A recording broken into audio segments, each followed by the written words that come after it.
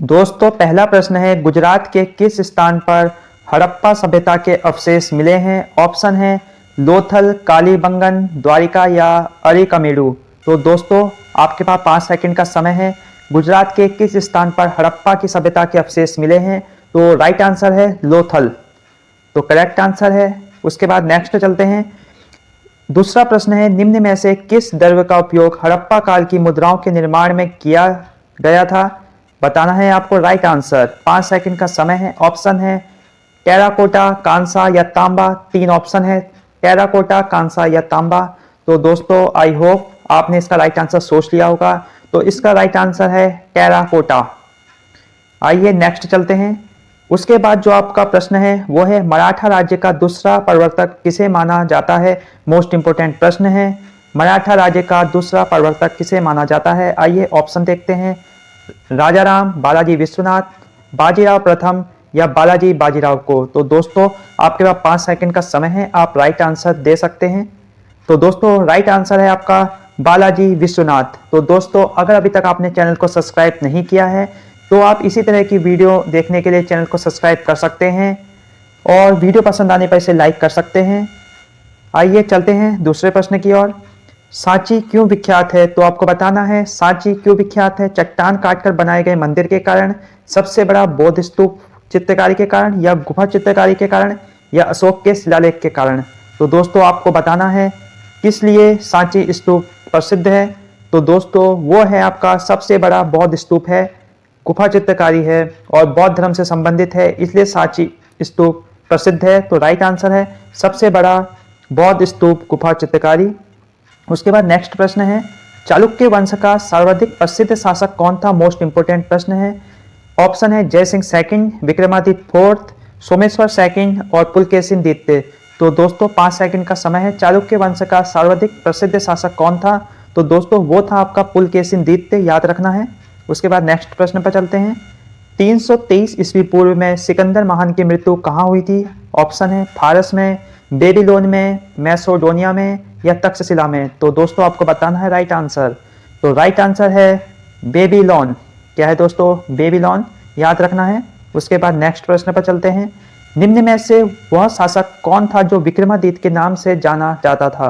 तो आपको बताना है। ऑप्शन है कुमारगुप्त, स्कंदगुप्त, समुद्रगुप्त या चंद्रगुप्त द्वितीय। तो पूछ रहा है निम्न में से वह शासक कौन सा है जो विक्रमादित्य के नाम से जाना जाता था? तो दोस्तों वो है चंद्रगुप्त द्वितीय। उसके बाद देखते हैं मोस्ट इंपोर्टेंट प्रश्न, वैदिक कालीन लोगों ने सर्वप्रथम किस धातु का प्रयोग किया?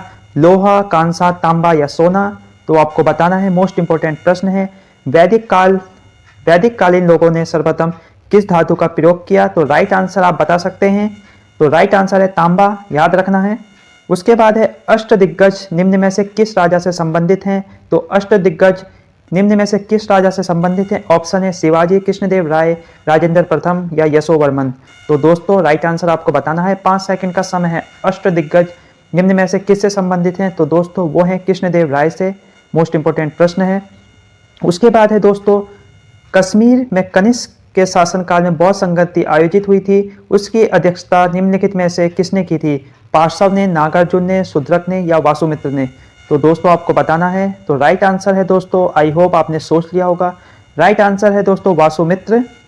कश्मीर में कनिष्क के शासनकाल में जो बौद्ध संगति आयोजित हुई थी उसकी अध्यक्षता वासुमित्र ने की थी।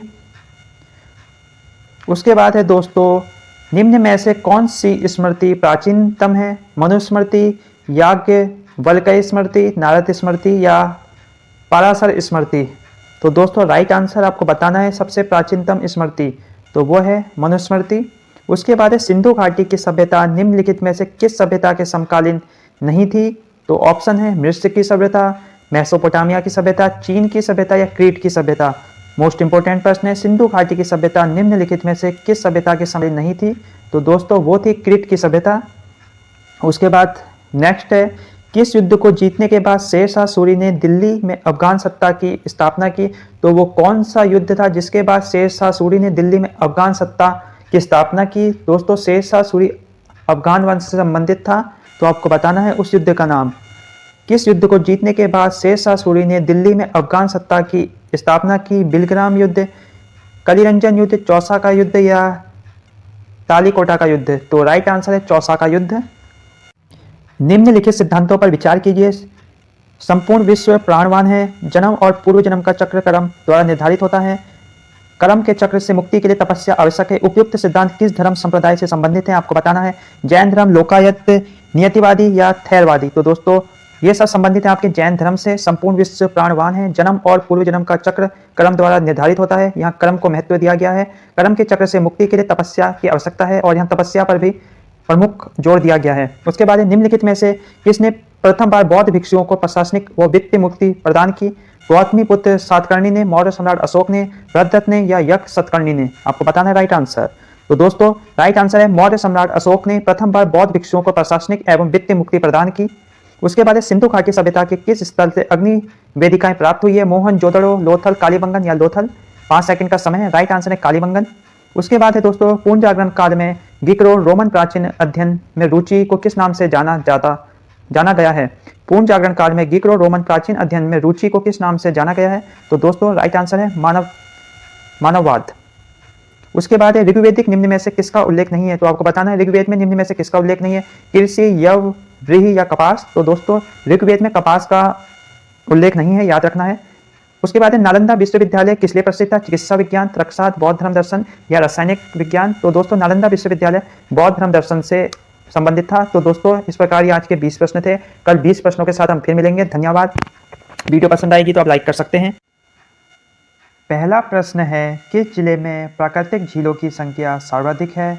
ऑप्शन है नैनीताल, रुद्रप्रयाग, चमोली या बागेश्वर? दोस्तों आपके पास 5 सेकंड का समय है, आपको इसका आंसर बताना है। मोस्ट इंपोर्टेंट प्रश्न है दोस्तों ये। पटवारी, पुलिस, लेखपाल इत्यादि उत्तराखंड से संबंधित सभी परीक्षाओं के लिए विशेष संकलन है। तो आई होप आपने इसका आंसर सोच लिया होगा। तो राइट आंसर है नैनीताल।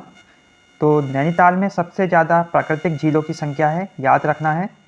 उसके बाद है नैनीताल का नाम त्रिऋषि सरोवर कहाँ मिलता है? विष्णु पुराण में, नारद पुराण में, स्कंद पुराण में या उपरोक्त में से कोई नहीं? तो नैनीताल का नाम त्रिऋषि सरोवर किस पुराण में देखने को मिलता है? आपको बताना है। विष्णु पुराण, नारद पुराण, स्कंद पुराण या उपरोक्त में से कोई नहीं? तो दोस्तों राइट आंसर है स्कंद पुराण।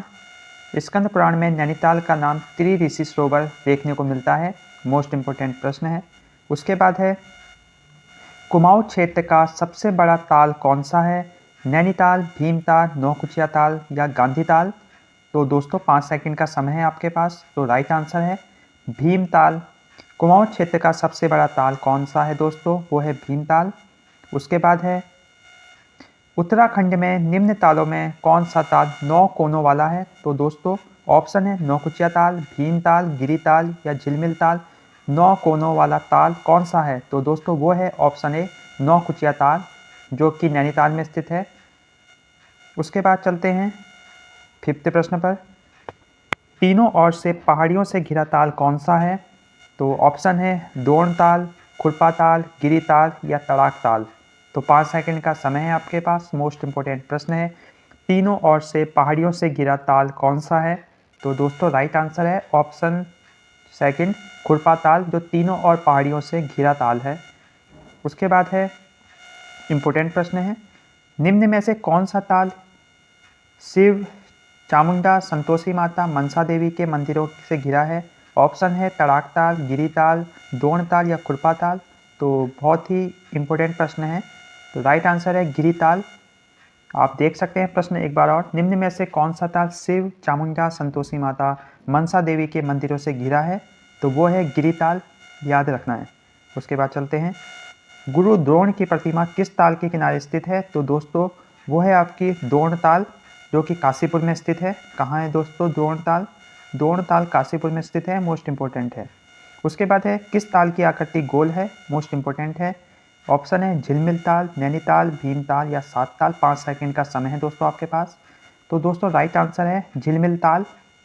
तो आपको बताना है झिलमिल ताल कहाँ स्थित है। उसके बाद है श्यामला ताल कहाँ स्थित है? ऑप्शन है नैनीताल, उत्तरकाशी, चंपावत या टिहरी गढ़वाल? 5 सेकंड का समय है।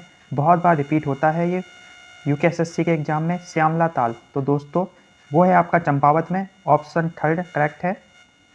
उसके बाद है केदारनाथ त्रासदी का मुख्य कारण कौन सा ताल था। जो केदारनाथ में आपदा आई थी वो किस ताल के कारण आई थी। ऑप्शन है श्यामला ताल, गांधी ताल, देवरिया ताल या वासुकी ताल। तो दोस्तों 5 सेकंड का समय है। तो दोस्तों राइट आंसर है ऑप्शन 2 गांधी ताल, जो कि रुद्रप्रयाग में स्थित है, याद रखना है। उसके बाद है कौन सा ताल उत्तराखंड के रहस्य ताल के नाम से जाना जाता है। नैनीताल, सात ताल, रूपकुंड या नौकुचिया ताल।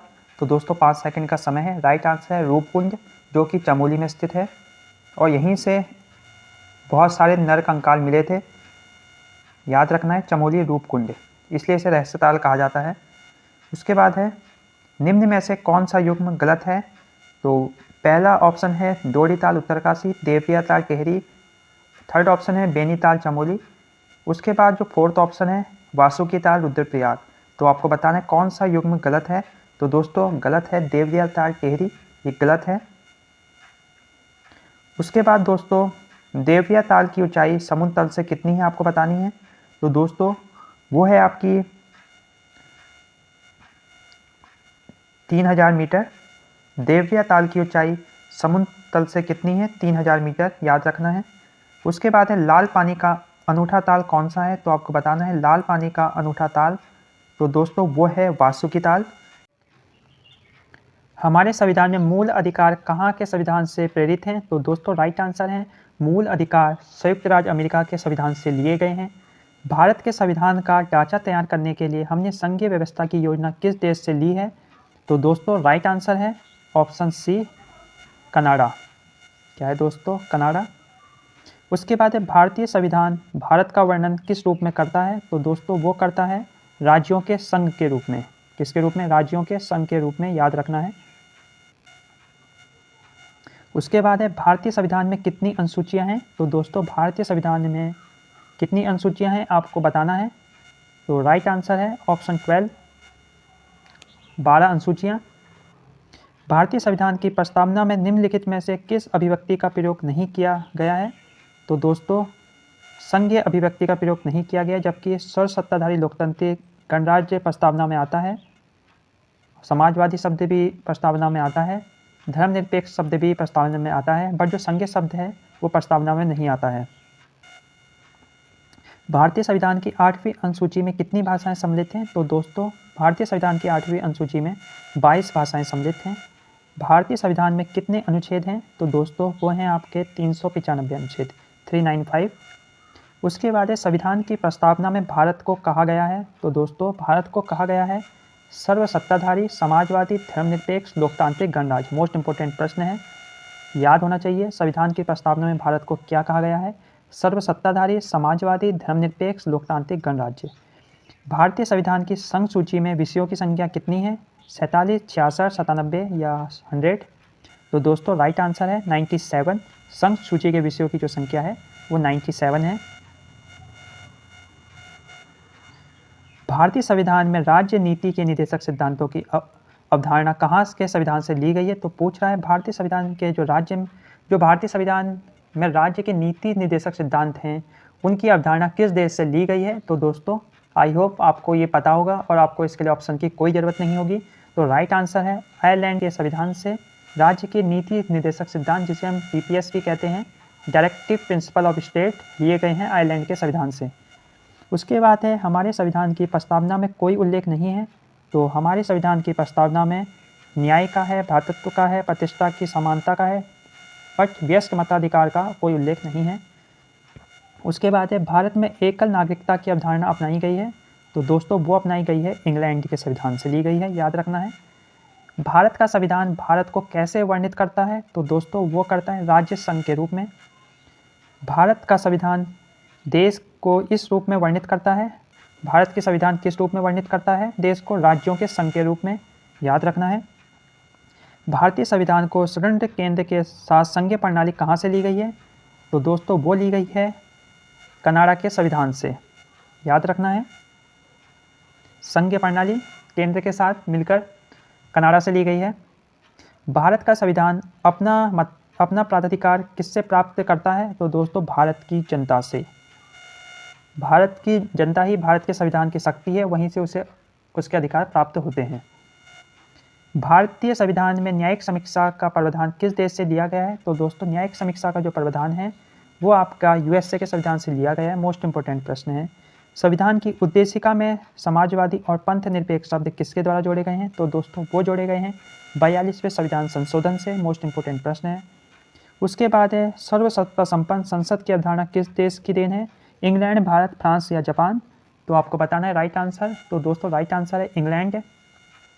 राष्ट्रपति द्वारा राज्यसभा के सदस्यों के नामांकन का नियम किस देश के संविधान से लिया गया है? तो दोस्तों वो लिया गया है आपका आयरलैंड के संविधान से। याद रखना है राज्यसभा के सदस्यों का नामांकन। भारतीय संविधान में राष्ट्रपति के चुनाव की प्रणाली किस देश से ली गई है? तो राष्ट्रपति के चुनाव की प्रणाली किस देश के संविधान से ली गई है? आपका ऑप्शन है ब्रिटेन, संयुक्त राज्य अमेरिका, आयरलैंड या ऑस्ट्रेलिया? तो दोस्तों राइट आंसर है आयरलैंड के संविधान से राष्ट्रपति के चुनाव की प्रणाली ली गई है। भारत संविधान में समवर्ती सूची किसके संविधान से ली गई है? तो दोस्तों वो ली गई है आपके ऑस्ट्रेलिया के संविधान से समवर्ती सूची ली गई है। प्रस्तावना के अनुसार परम शक्ति किसके हाथों में रहती है? तो जो परम शक्ति है वो जनता के हाथों में रहती है, मतलब हमारे हाथों में रहती है, हम कुछ भी कर सकते हैं। उसके बाद है भारत सरकार की संसदीय प्रणाली इसलिए है क्योंकि लोकसभा में मंत्रिपरिषद उत्तरदायी हैं